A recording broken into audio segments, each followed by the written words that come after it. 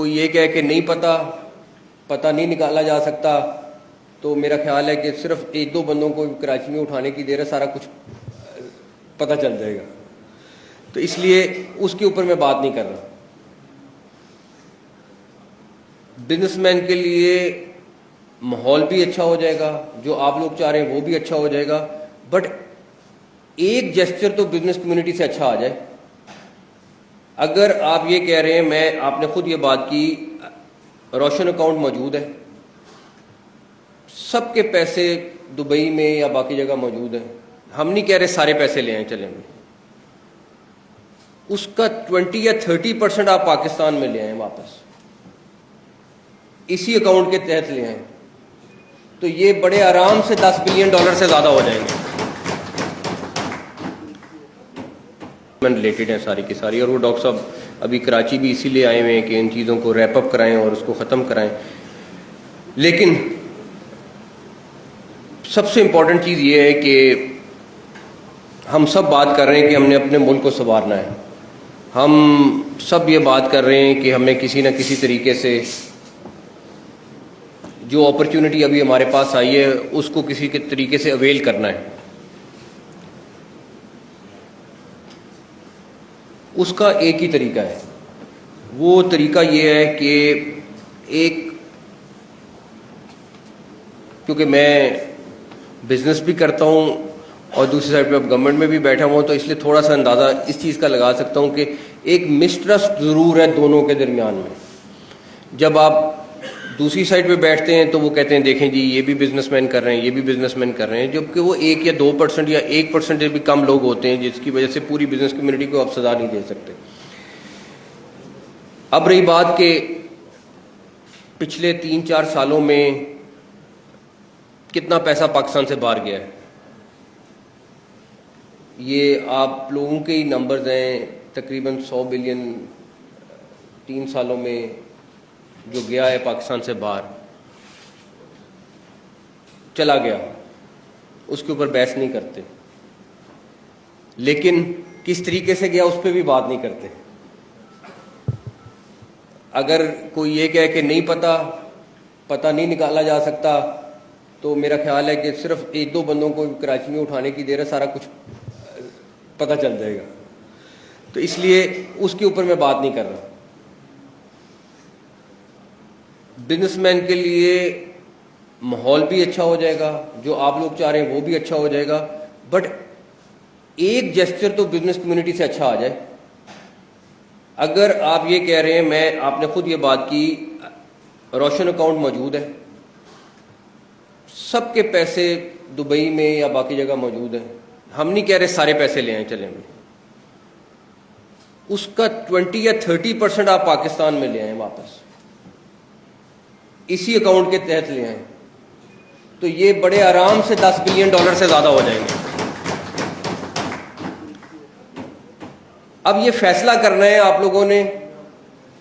हाँ, एक चीज मैं आपको बताऊं, देखें, फील्ड मार्शल अगर कोई बात करते हैं, जुबान देते हैं, तो वो पूरी करते हैं, और आपकी बिजनेस कम्युनिटी को इस चीज़ का पता है। मैं एक और चीज़ भी बताता हूँ कि इवन शहबाज साहब जो हैं, वो अगर कहीं पे भी उन्होंने कोई वादा किया हो, और मुझे पता है कि उनके बहुत सारे लोग फिर उनको कहते हैं कि नहीं इस तरह मुमकिन नहीं है, मैंने खुद देखा है कि वो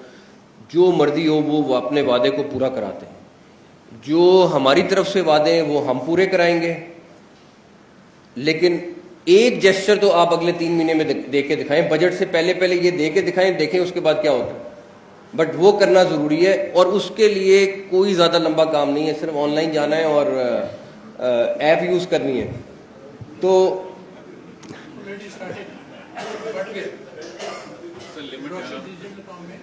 वो बट नहीं, जो वहाँ से यहाँ पे लाने, हाँ, तो वो तो बिल्कुल, तो मेरा सिर्फ इतना है कि आपके जो वहाँ पे बिजनेसमैन के पैसे हैं, उसका कुछ पोर्शन भी अगर आप ले आएँ,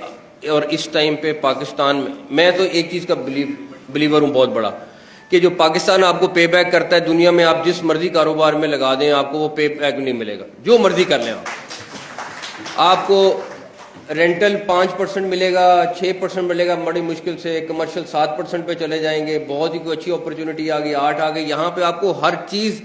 डबल ट्रिपल करके देगी आपको, चाहे वो आप प्रॉपर्टी में लगा दें, चाहे आप वो दूसरी या तीसरी चीज़ में लगा दें, आपको पैसे बहुत अच्छे यहाँ पे बनते हैं। दुनिया में कहीं इतना प्रॉफिट कहीं नहीं है जो पाकिस्तान में। तो इसलिए हाँ, जो आप लोगों के कंसर्न है वो बिल्कुल ठीक है, उनको दूर करना बहुत ज़रूरी है, वहाँ पे बिजनेस फ्रेंडली माहौल होना बहुत ज़रूरी है। हमें वो जो सोच हमारी 30-40 साल से उससे निकलना पड़ेगा, एक डिफरेंट सोच के साथ लेके जाना पड़ेगा। वो अगर मुमकिन नहीं होगी तो बिल्कुल आप लोगों के लिए मसाइल हैं। आप जो बातें कह रहे हैं कि जी किस तरीके से अकाउंट से पैसे निकाले जाते हैं या कुछ होता है, वो एक एपिसोड जो है वो पूरी की पूरी कम्युनिटी को एक दफ़ा हिला के रख देती है। तो मुझे बड़ी उम्मीद है कि ये आपको चीज़ें आगे मिलेंगी, लेकिन मैं इस एक तवक्को के साथ, देखें मैं बड़ा बिजनेस फ्रेंडली, आप लोगों को पता है बहुत सारी कैबिनेट में लोग हैं जो बिजनेस फ्रेंडली हैं इस टाइम पे, लेकिन एक चीज़ आप लोगों की तरफ से आ जाए तो हम लोग 4 गुना ज़्यादा बात कर सकते हैं कि देखें जी हमारी बिजनेस कम्युनिटी ने ये किया है, तो अगर अब हम उनके लिए ये भी नहीं करेंगे तो कैसे मुमकिन है चीज़ें। तो आप लोग बजट से पहले टारगेट करके $10 बिलियन लाएं एक दफ़ा। और गौर साहब, ये मैं आपको बता दूं, तनवीर साहब बैठे हैं, आतिफ साहब बैठे हैं, अगर आप लोग आज फैसला कर लें तो बजट से पहले पहले आप $10 बिलियन लेके आ जाएंगे। ये मुमकिन, ये आराम से मुमकिन है, सिर्फ सबके पास जाना है और एक दफ़ा रिक्वेस्ट करनी है, ये मुमकिन है। तो हम सब अपना अपना रोल अगर अदा करें और इस बात को बिल्कुल, अगर मैं कहूँ कि नहीं जी, मैं मिसाल देता हूँ कि CDA जो है वो एक ऐसा इदारा है जो ठीक ना करना नामुमकिन सा काम है। मतलब अगर जितने इदारे मैंने अभी तक देखे हैं, चाहे पंजाब में चाहे फेडरल में, उससे ज़्यादा मुश्किल इदारा कोई भी नहीं है। अब मैं अपनी टीम को कह रहा था यही बात कि अगर हम इसको ना ठीक कर सके तो इसका मतलब है हम नाकाम हैं। अगर एटलीस्ट इतना तो कर दें कि अगर मुझे पता है कि अगर CD में मुझे भी काम होगा तो मुझे भी 10 लाख रुपए तो देने पड़ेंगे तो काम ठीक होगा। अगर ये बात मुझे पता है, ये बात मुझे पता है कि आज मैंने लंदन में मुझे इस टाइम 10,000 पाउंड चाहिए, तो मुझे 5 पाउंड का नोट की तस्वीर आ जाएगी, उस पर नंबर होगा और उसके बाद वो नंबर मैंने दिखाना है लंदन में और मुझे 10,000 पाउंड घंटे बाद मिल जाएंगे। और उसके बाद कहेंगे यहाँ पे तो कोई पैसे यहाँ पाकिस्तान से नहीं जा रहे बाहर, और हम सारे कहेंगे जी नहीं मनी चेंजर तो बहुत अच्छा काम कर रहे हैं, तो हम बेवकूफ़ों की दुनिया में रह रहे हैं। हम लिटरली अगर हकाइक को नहीं सामने रखेंगे तो फिर तो ऐसे ही चलेगा सारा काम। अगर मसला सामने रखेंगे और उसके बाद ठीक, मैं तो आज भी हक में हूँ कि मनी चेंजर का काम होता है जहाँ टूरिस्ट आता है, जहाँ पे बहुत सारे लोग दुनिया से आते हैं और यहाँ पे उनको मनी चेंजर चाहिए होता है। आप बैंकों में जाएं, बैंकों से जाके कहें कि हमारा पैसे चेंज करें, पैसे लें, बैंक अकाउंट रखे हों, आपको मनी चेंजर्स की ज़रूरत नहीं है। मनी चेंजर्स हमने सिर्फ इसलिए रखे हुए हैं माजरत के साथ कि हम अपने पैसों का बंदोबस्त कर सकें, सिर्फ इसलिए, वरना कोई या टूरिस्ट आके पैसे चेंज नहीं कराता। और हर तरह की वो फैसिलिटीज़ देते हैं, आपको घंटे में चाहिए पैसे, आपको बैंक में चाहिए पैसे, आपको किस तरीके से चाहिए पैसे। मैं DGFIA से यही बात कर रहा था कि अब और इस टाइम हमने कराची में 6-7 इन्होंने मुझे अपडेट किया है, बड़े इंपॉर्टेंट ग्रुप्स हैं जिनकी इस तरह की ट्रांजैक्शंस पकड़ी हैं। उनके साथ मैंने इनको कहा कि बिल्कुल कहीं पे कोई रियायत नहीं होगी। उसकी वजह ये है कि अगर इन हालात में भी कोई इस तरह करके पैसे भेज रहा है तो वो माफ़ी का हकदार नहीं है बिल्कुल भी। लेकिन मसला हमें पता है, हमने फाइनेंस मिनिस्टर साहब से भी मीटिंग की है कि आप इनसे पूछें कि ये मनी चेंजर्स क्या कर रहे हैं, मनी चेंजर्स के थ्रू हमें क्या फ़वाइद हैं और क्या नुकसानात हैं, और ये काम हम बैंक से क्यों नहीं कर सकते। तो खैर इंशाअल्लाह ताला उसके ऊपर भी हम काम कर रहे हैं। दूसरी इंपॉर्टेंट बात, हमने एक तकरीबन प्रपोज़ल बना ली है। हमारी थोड़े नए लोग आए हैं तो थोड़ा हो सकता है उसकी वजह से लेट हो जाए। हम जल्द प्रपोज़ल लेके जा रहे हैं प्राइम मिनिस्टर साहब के पास। जो जेन्युइन बिजनेसमैन हैं उनको वीज़े के इशू आते हैं। आपको ये 3-4 ममालिक हैं जिनका चाइना, यूएसए, यूरोप, यूके, यही तकरीबन ममालिक हैं जहाँ पे आप लोगों की प्रायोरिटी होती है वीज़े लगे हों। तो जब हमने काफ़ी स्टडी किया है, सारा कुछ किया, होता क्या है कि जो लोग गलत तरीके से वीज़ा लेने की कोशिश करते हैं उस चक्कर में सब के सब जद में आ जाते हैं। तो हमने काफ़ी सोचा कि इसके ऊपर क्या करें, और